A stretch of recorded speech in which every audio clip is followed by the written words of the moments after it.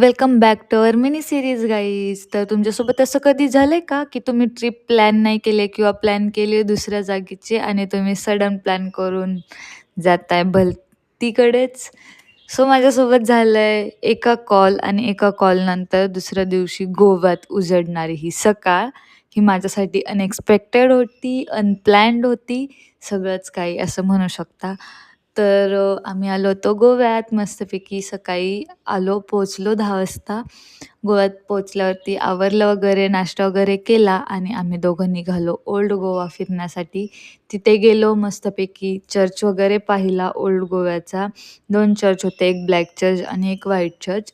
So ते दोन्ही बघून वगैरे झालं. मग आम्ही गरमी होती भाईसाहब, एवढं गरमी आहे ना, की सांगू शकत नाही. मग लिंबू पाणी वगैरे पिला. मग आम्ही थोडंसं मार्केट फिरलो. आवडलं तर भरपूर काही, बट बजेट ऐकून आम्ही तिथून डायरेक्ट कल्टी दिली.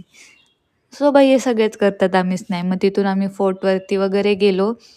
फोर्ट फिरलो मस्तपैकी. खूप भारी वाटलं भाई. तो पण एक फोर्ट जो होता ना, सीच्या बाजूला होता.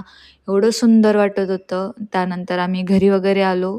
खाऊन वगैरे घेतलं आणि मग मस्तपैकी सनसेट बघायला गेलो. हा सनसेट माझ्या लाईफमधला हा बेस्ट सनसेट होता, जो की मी कधी नाही विसरू शकत. खूप भारी वाटत होतं. तुम्हाला पण असे सनसेट बघायला आवडतात का? हे मला कमेंटमध्ये नक्की सांगा.